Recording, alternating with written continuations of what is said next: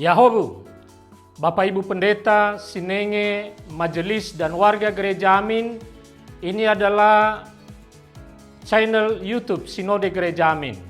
Karena itu, bagi yang mencintai Gereja Amin, tontonlah, subscribe, like, dan bagikan.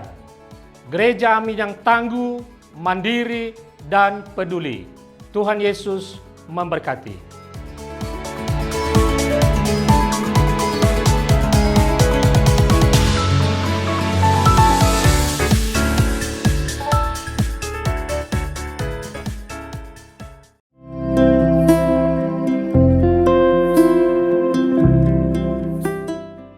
Hai Teens, jumpa kembali dalam acara TFC.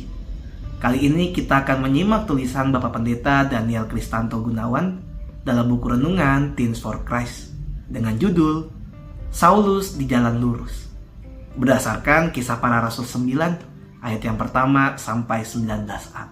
Bersama saya, Raja Simanjuntak. Sebelumnya, mari kita berdoa. Ya Tuhan, kami mengucap syukur untuk segala kebaikan Tuhan dalam kehidupan kami. Dan saat ini kami ingin mendengarkan firman Tuhan.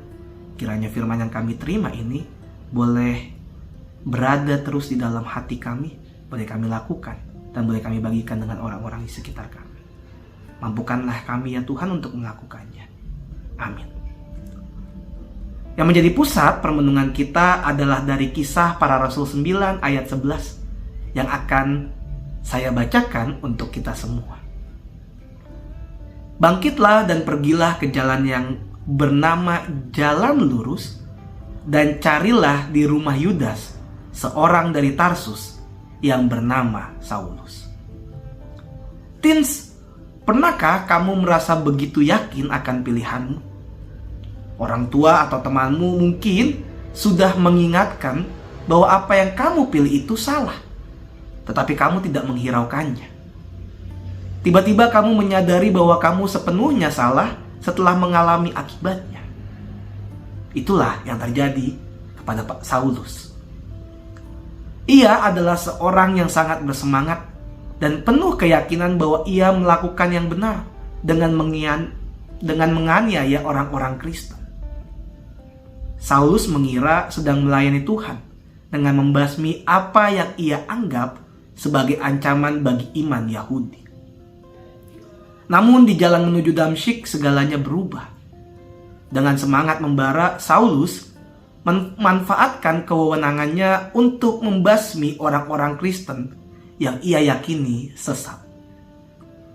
Namun seketika itu juga ia berhadapan dengan kebenaran yang tak terbantahkan ketika Tuhan Yesus menampakkan diri kepadanya dalam cahaya yang menyilaukan. Dalam sekejap seluruh hidupnya berubah.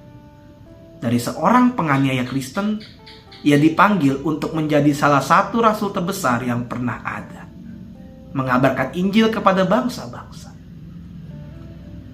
Teens, kadang-kadang kita merasa yakin sedang berada di jalan yang benar, tetapi sebenarnya kita sedang berjalan menjauh dari Tuhan.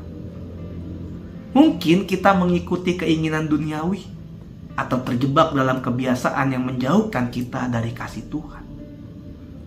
Namun, seperti Saulus, Tuhan selalu siap membimbing kita kembali ke jalan yang benar. Pertobatan Saulus menunjukkan bahwa kita tidak ada seorang pun yang terlalu jauh dari kasih karunia Tuhan. Dan kita diingatkan bahwa setiap orang, tidak peduli seberapa jauh mereka tersesat, memiliki kesempatan untuk kembali kepada Tuhan. Seperti Saulus yang berubah menjadi Paulus, kita pun bisa mengalami transformasi dalam hidup jika kita bersedia mendengarkan suara Tuhan dan mau mengikuti panggilannya. Demikian renungan kita hari ini. Jangan lupa subscribe, like, dan bagikan kepada yang lain. Tuhan memberkati.